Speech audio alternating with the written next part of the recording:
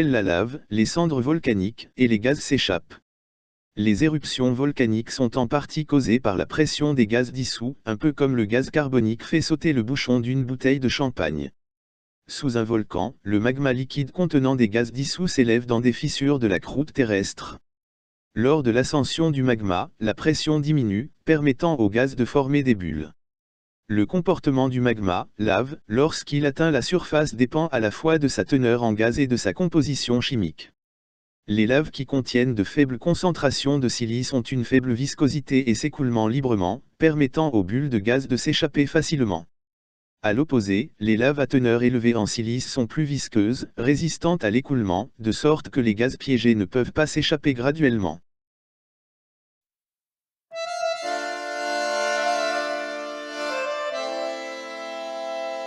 Les volcans représentent une variété de risques, en fonction de la composition chimique et de la teneur en gaz de la lave, ainsi que d'autres facteurs.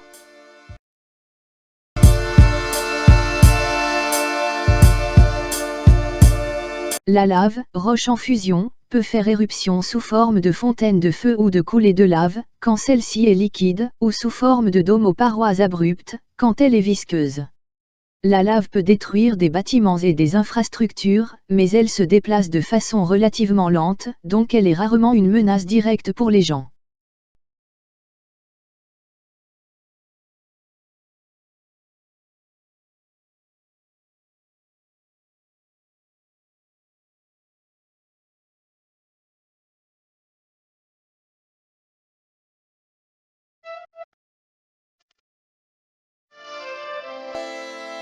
Les coulées pyroclastiques sont des avalanches constituées d'un mélange brûlant de pierres, de cendres et de gaz qui s'écoulent sur les versants d'un volcan à grande vitesse. Elles peuvent être très dangereuses pour les régions avoisinantes d'un volcan.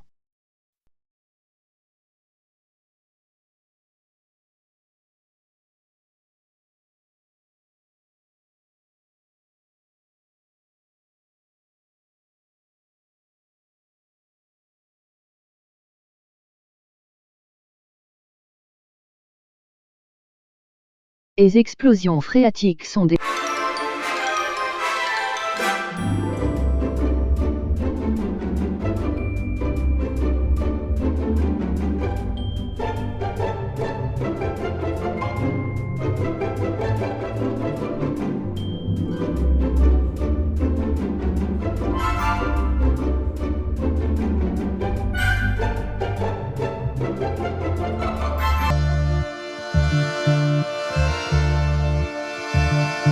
Les glissements de terrain et les autres effondrements d'une grande partie d'un volcan peuvent se produire avec ou sans éruption, et peuvent se transformer en lahar si un grand volume d'eau est présent. Parce que de nombreux volcans sont à pente raide et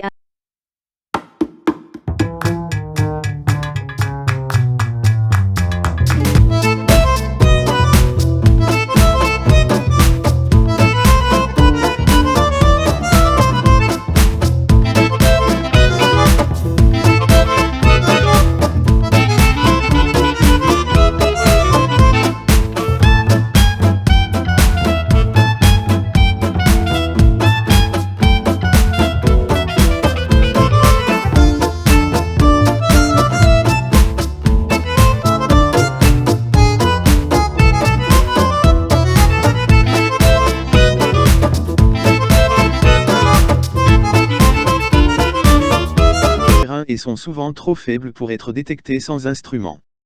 Parce qu'une activité séismique significative précède la plupart des éruptions, notamment lorsqu'un volcan n'a pas fait éruption depuis des centaines ou des milliers d'années, les séismes volcaniques sont un outil précieux pour la surveillance et la prévision des éruptions volcaniques.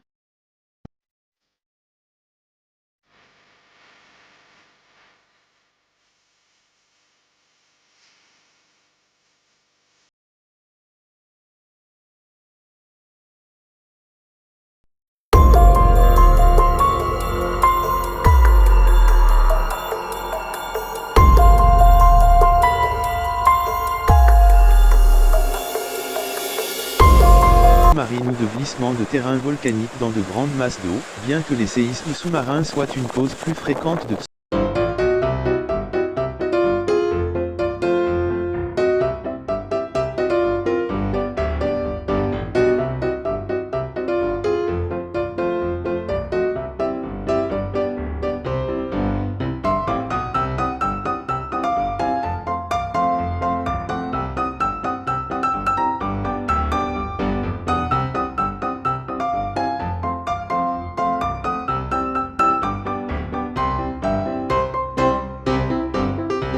des cheminées volcaniques.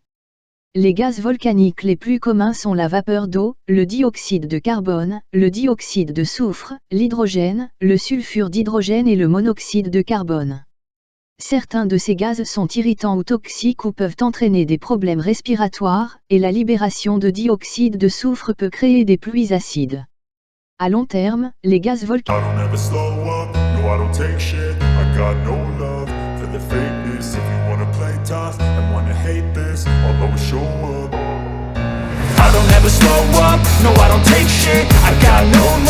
for the fakeness. If you wanna play tough and wanna hate this, I'll always show up and make a statement. I don't ever slow up, no I don't take shit. I got no love for the fakeness. If you wanna play tough and wanna hate this, I'll always show up and make a statement. Everything I do so instinctive and so passionate. Every word I move so descriptive like an adjective. I got a vendetta against people who patented being negative when you should be getting after it. I got facts over tracks, this and that. Spitting slow, spitting fast, I could roast, I could gas. Think I'm okay at last, but I don't know if that can erase all the past. And the pettiness, a reflection of the emptiness. Hilarious, you think you're worth my time, you're delirious. Mysterious, because you hide behind a fake exterior. Inferior, you know I'll always be a bit superior. Get off of me, this ain't no humble brag. I want you to hear words, you can say them back. I want you to feel free from the chains at last, and to believe in what you got, it was built to last, yeah. D'ordinaire si bondées, les rues de Goma sont maintenant presque désertes. Les marchés et les commerces sont tous fermés. Leurs propriétaires, comme la majorité des habitants, ont fui la ville. Seuls quelques-uns, comme Didier, ont choisi de rester pour s'assurer que leur commerce ne soit pas pillé en leur absence. Dimanche, nous avons vécu une psychose totale. La terre tremblait tout le temps. Chez moi, c'est là-bas. Par crainte, nous avons fermé toutes nos portes. Il n'y a plus de boulot depuis hier et j'ai aussi évacué ma famille.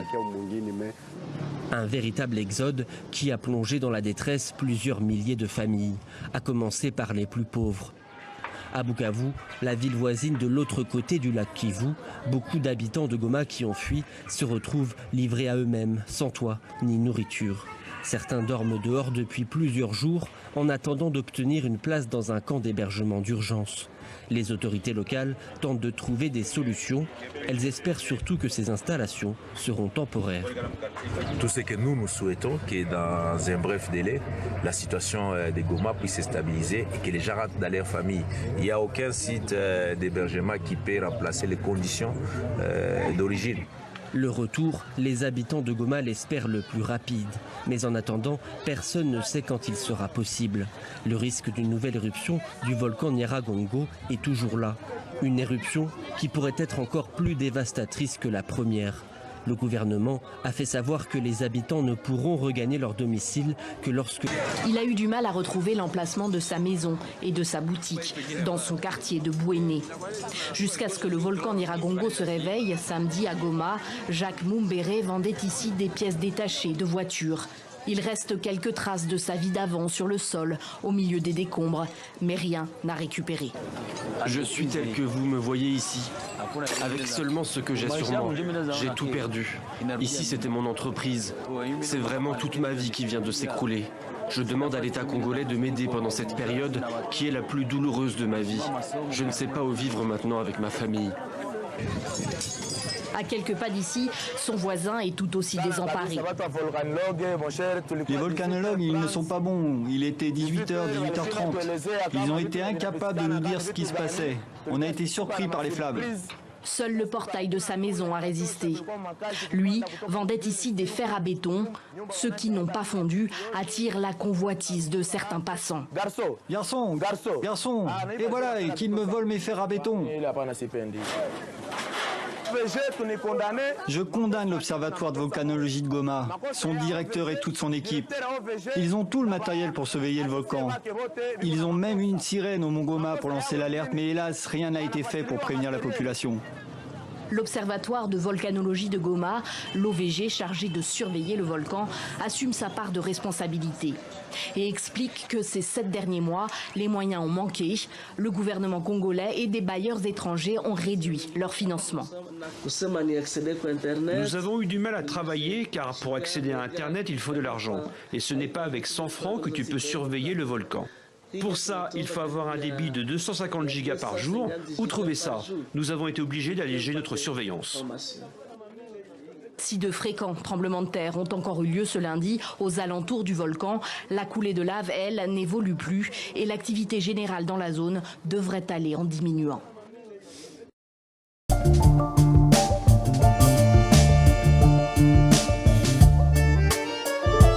Benoît Smets, bonjour. Bonjour. Où en est le volcan Nyiragongo aujourd'hui ?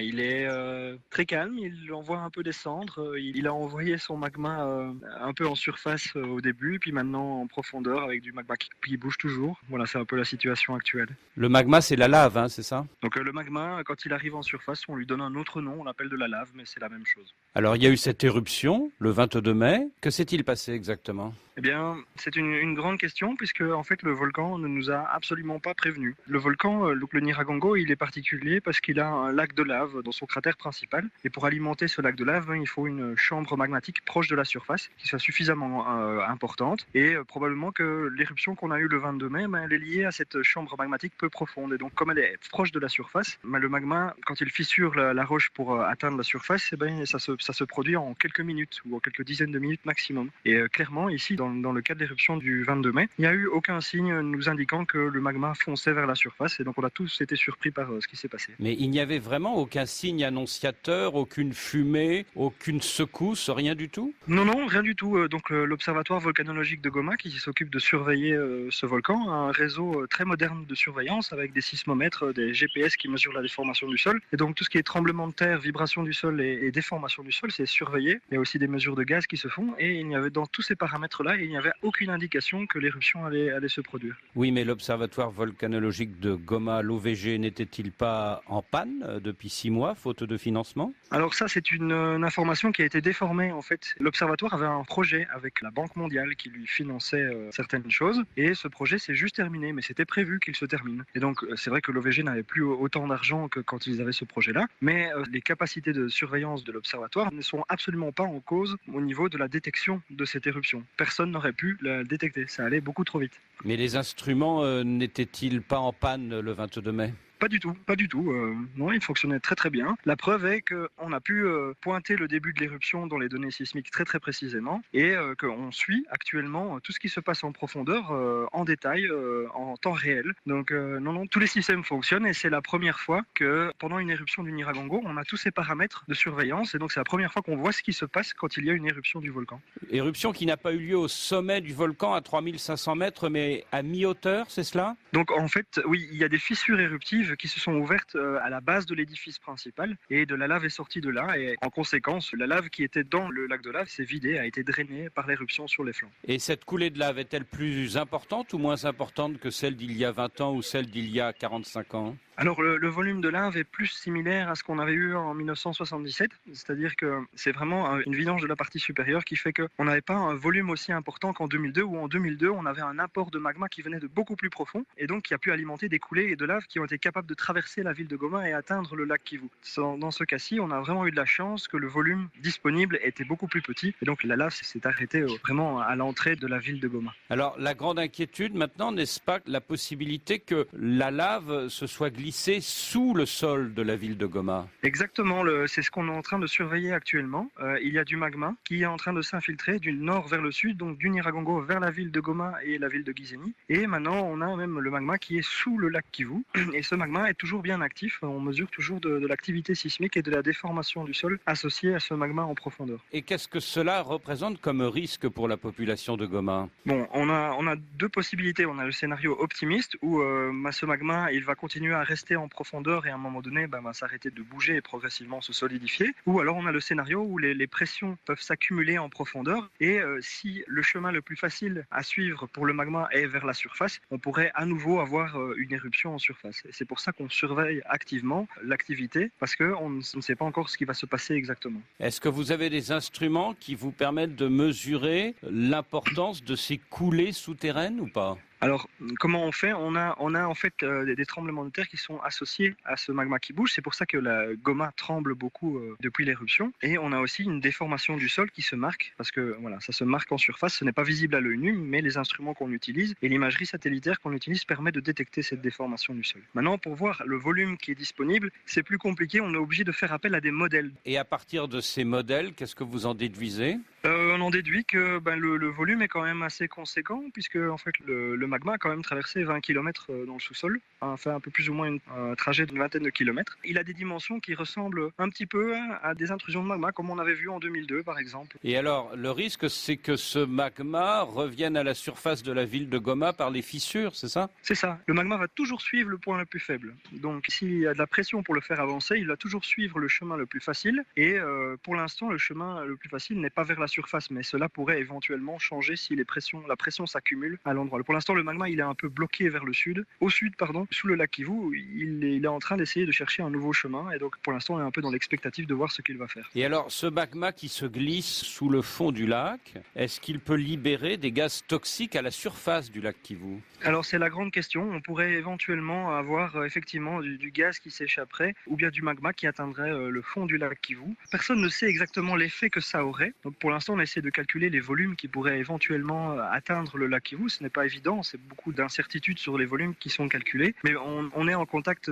avec des spécialistes du lac Kivu qui ont l'air de dire que voilà, les chances d'avoir un problème avec le lac Kivu sont très très faibles. Est-ce que la catastrophe du lac Nyos au Cameroun en 1986 pourrait se reproduire ou pas ? C'est la grande crainte que tout le monde a, puisque en fait on pourrait avoir peur. Maintenant, le lac Nyos il s'est déstabilisé parce que la couche dans laquelle le gaz était dissous a atteint la saturation. Ici, on a un lac Kivu qui est extrêmement stable, où la couche d'eau dans laquelle se trouve le gaz n'est pas du tout à saturation. Et on est vraiment dans un lac qui est très stratifié, c'est-à-dire que les couches sont très très bien définies et donc il est très stable. Donc il faudrait déjà quelque chose de très important pour pouvoir le déstabiliser. Et c'est pour ça que les spécialistes du lac pensent que voilà, peut-être qu'une éruption ne serait pas assez forte pour arriver à un scénario catastrophe comme il s'est passé au Cameroun avec le lac Nyos. Le lac Kivu est évidemment beaucoup plus grand et volumineux que le lac Nyos. Oui, évidemment, on est dans des quantités qui sont extraordinaires. Alors aujourd'hui, les habitants de Goma sont dans l'expectative. Ils ne savent pas s'ils doivent rester dans des campements à l'extérieur de la ville ou s'ils doivent rentrer chez eux. Qu'est-ce que vous en pensez ?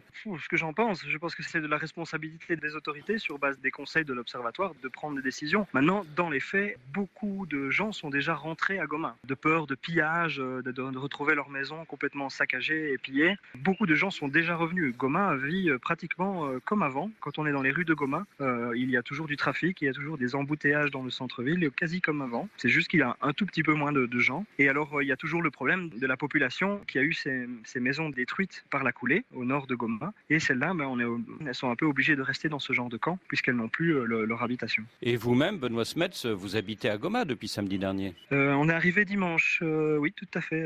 On est arrivé dimanche soir à Goma, oui. Ouais. Et vous ne vous sentez pas en danger ? Disons que la crainte, elle est un peu sous-jacente, mais on ne sait pas du tout dire ce qui va se passer. Donc notre but vraiment ici d'être à Goma, c'est d'aider l'Observatoire à recueillir plus d'informations pour pouvoir mieux interpréter ce qui se passe et pouvoir enfin enlever certaines incertitudes que l'on a sur ce qui se passe. Est-ce que vous êtes allé sur les pentes du volcan depuis votre arrivée ? Non, pas encore. Je suis allé me promener dans la ville, voir les fissures. Il y a toute une série de fissures qui se sont ouvertes dans la ville. Et donc je suis d'abord allé voir ce genre de choses. Et aujourd'hui et demain, j'irai me rapprocher du volcan plus pour voir ce qui s'est passé au niveau de l'éruption en tant que telle. On dit du Nyiragongo que c'est le volcan le plus dangereux d'Afrique.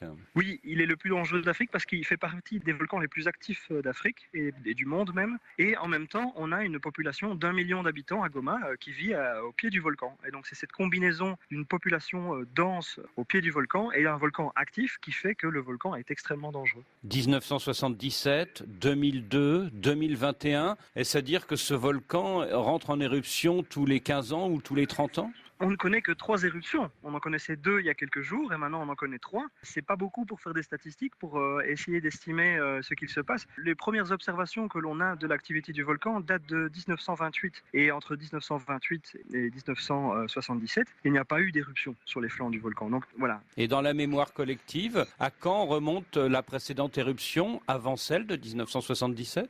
C'est une très bonne question. Les premiers écrits, les premiers témoignages que l'on a datent de la fin du 19e siècle avec les premiers explorateurs européens. Et on parle surtout de la montagne qui fume et pas forcément de la montagne qui crache des coulées de lave. Donc on n'a pas vraiment de témoignages sur les éruptions plus historiques, mais on sait que d'autres éruptions de ce genre se sont déjà produites par le passé. Alors ce qui est inquiétant dans tout ce que vous dites, c'est qu'en 77 et en 2002, il y a eu des signes annonciateurs, mais cette année, il n'y en a eu aucun, c'est ça ? Oui, c'est ça. Mais on s'y attendait un petit peu parce que c'est tout à fait possible quand on a un système ouvert. Qu'est-ce que j'entends par un système ouvert ?